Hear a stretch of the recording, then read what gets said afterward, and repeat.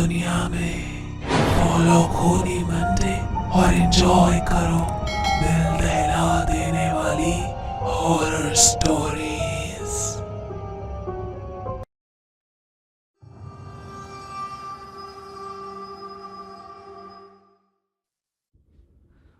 आप लोगों को बचपन के वो दिन याद हैं जब कोई छोटा सा खिलौना या कोई छोटी सी डॉल हमारे बेस्ट फ्रेंड बन जाते थे। पर जापान में 1918 में एक ऐसा अनबिलीवेबल सा रियल इंसिडेंट हुआ जिसके बारे में जानकर शायद आप कभी किसी डॉल को अपना बेस्ट फ्रेंड नहीं बनाएंगे। ये कहानी है 17 साल के इकीकी सुजुकी और उसकी बहन किकुको चैन की। नन्ही सी किकुको का बर्थडे आने वाला था और वो 4 साल की होने वाली थी। उसका भाई इकीकी अपनी प्यारी सी बहन को एक यादगार बर्थडे गिफ्ट देना चाहता था, पर उनकी फैमिली गरीब थी। इकीकी के पिता एक मजदूर थे जो हर रोज छोटी मोटी नौकरियां करके घर चलाते थे और उसकी मां सिलाई का काम करती थी। इस साल की कोको ने जिद पाल ली थी कि उसे अपने जन्मदिन पर एक सुंदर सी डॉल चाहिए जो उसकी सबसे अच्छी दोस्त बन सके।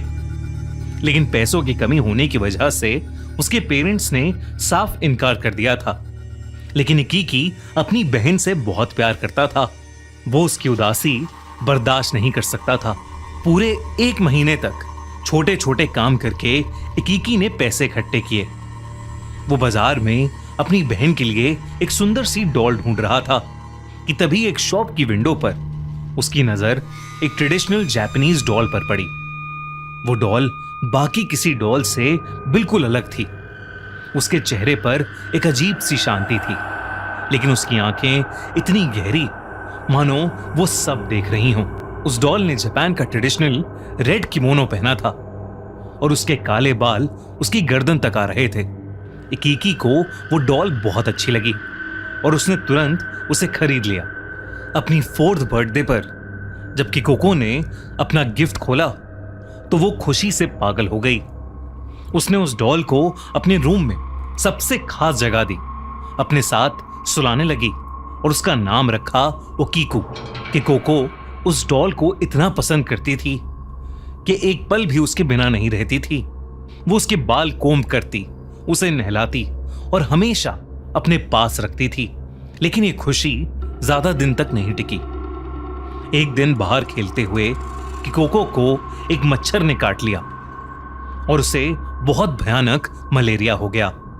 तड़पते हुए आखिरी सांस तक उसने ओकीको डॉल को सीने से लगाए रखा और आखिर में उस नन्ही सी किकोको की मौत हो गई।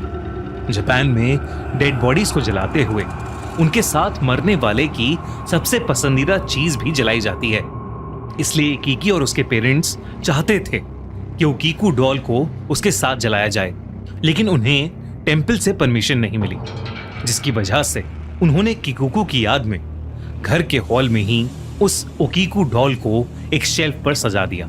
और कहानी में असली हॉरर यहीं से शुरू हुआ। एक रात जब इकीकी सो रहा था तो उसे घर के हॉल से हल्की हल्की आवाजें आईं, जिससे उसकी नींद खुल गई। उसे ऐसा लगा कि जैसे वो किकोको की आवाज है, जैसे वो कुछ बोल रही है और धीरे से हंस रही है। इकीकी हॉल में गया पर वहां कोई नहीं था। उस रात के बाद ऐसा अक्सर होने लगा। इकीकी के पेरेंट्स को भी वो आवाजें आने लगी। एक दिन इकीकी काम करके अपने घर वापस आया तो उसने अपने रूम में देखा कि किकोको की सारी ड्राइंग्स बिखरी पड़ी हैं और ओकीको डॉल उन ड्राइंग्स के पास ही पड़ी है। किकोको के पेरेंट्स घर पर नहीं थे और खिड़कियां भी बंद थीं, इसलिए इकीकी को समझ ही नहीं आया कि यह कैसे हो गया। पर उस दिन ओकीको डॉल को वापस शेल्फ पर रखते वक्त इकीकी ने एक अजीब सी बात नोटिस की। उस डॉल के बाल जो उसकी गर्दन तक आते थे अब लंबे होकर उसके कंधे तक आ रहे थे। बल्कि पहले उस डॉल के बाल काले थे पर अब उनमें ह्यूमन हेयर की तरह ब्राउन शेड आ रहा था और वो एंड से स्प्लिट भी हो रहे थे। इकीकी ने जब ये बात अपने पेरेंट्स को बताई तो उन्हें लगा कि ये इकीकी का वहम है और इकीकी की मां ने उस डॉल के बाल काटकर वापस उसकी गर्दन तक कर दिए। जो कि शायद उनकी सबसे बड़ी गलती थी। बाल काटते ही सुजुकी फैमिली की जिंदगी नरक बन गई। उस रात जब इकिकी की मां सो रही थी तो उन्हें एक सपना आया कि कुकू उनके पास आकर रो रही थी क्योंकि उन्होंने उसकी डॉल के बाल काट दिए थे। और फिर अचानक ही कि कुकू का रोना गुस्से में बदल गया और उसका चेहरा उस ओकीकू डॉल में। एकदम से उनकी नींद खुल गई। वो आंखें खोलते ही चिल्ला उठी क्योंकि ओकीकू डॉल वहीं थी, उनके सीने पर बैठी हुई। उनकी चीख से घर के सब लोग भाग कर आए। जब इकिकी की मां ने अपने सपने के बारे में बताया तो इकिकी और उसके पापा दोनों हैरान थे। पर इकिकी ने देखा कि ओकीकू डॉल तो बाहर शेल्फ पर ही रखी है, तो ये कैसे हो सकता था। धीरे धीरे सभी फैमिली मेंबर्स को बुरे सपने आने लगे। कई बार तो तीनों सोते ही नहीं थे। सभी भयानक सपनों में एक चीज कॉमन होती, ओकीकू डॉल का उन्हें डराना और मारने की कोशिश करना।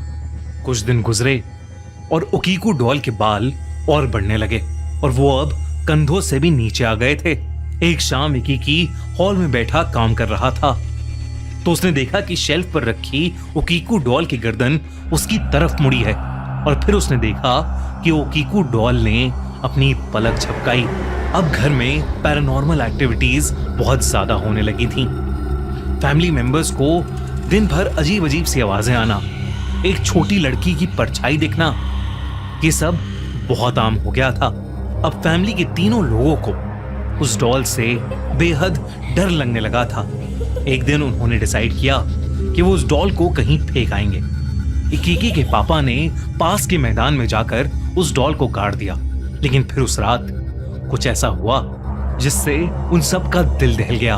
उस रात तीनों एक ही कमरे में सो रहे थे, तभी उनकी नींद किसी के जोर से दरवाजा पीटने की आवाज से खुली। ऐसा लग रहा था कि कोई अंदर आना चाहता है, जैसे वो कोई किकुकू हो जो दरवाजे के बाहर दर्द में चीख रही है और उन्हें अपने पास बुला रही है। धीरे धीरे वो दरवाजा पीटने की आवाज इतनी तेज हो गई कि पूरा घर हिलने लगा, जैसे कोई अर्थक्वेक आया हो। और फिर कुछ देर बाद सब कुछ शांत हो गया। इकिकी के पापा ने बड़ी हिम्मत करके दरवाजा खोला तो उन्होंने देखा कि ओकीकू डॉल खुद चलकर उनके सामने आकर खड़ी हो गई है। वो चीखना चाहते थे पर उनके मुंह से कोई आवाज ही नहीं निकल रही थी। इकिकी ने देखा कि उस डॉल के लंबे बाल बढ़ते जा रहे हैं और उसके बालों की लड़ियां इकिकी के पापा की गर्दन से लिपट रही हैं और धीरे धीरे उनका गला घोट रही हैं। इकिकी और उसकी मां उन्हें छुड़ाने की कोशिश करने लगे, लेकिन कुछ भी नहीं हो रहा था। उसके पापा दर्द के मारे घुटने पर आ गए थे, उनकी सांसें जैसे खत्म ही होने वाली थीं।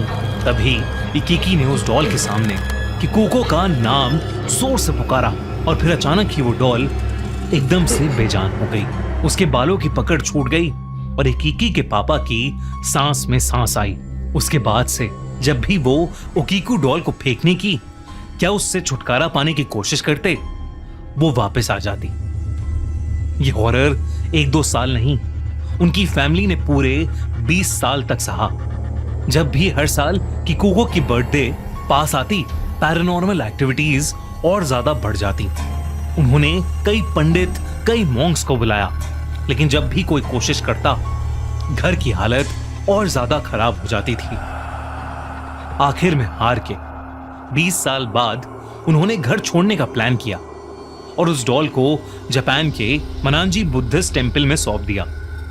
टेम्पल के मॉन्क्स ने भी पूरी कहानी सुनने के बाद उस डॉल को क्लेंस करने की बहुत कोशिश की, पर उस कर्स डॉल पर किसी चीज का असर नहीं हुआ।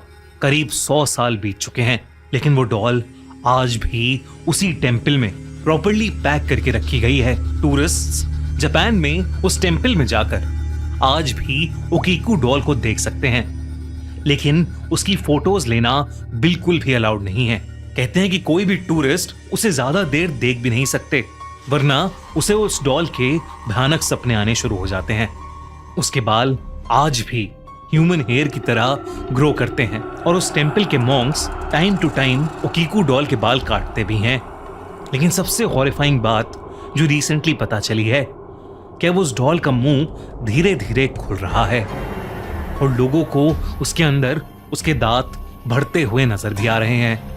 आपको क्या लगता है, क्या कि कोको की आत्मा उस डॉल के साथ अटैच हो गई है या फिर इसके पीछे कोई और ही राज है? अगर आपको ये वीडियो अच्छी लगी तो हमारा चैनल खूनी मंडे सब्सक्राइब करना बिल्कुल मत भूलना।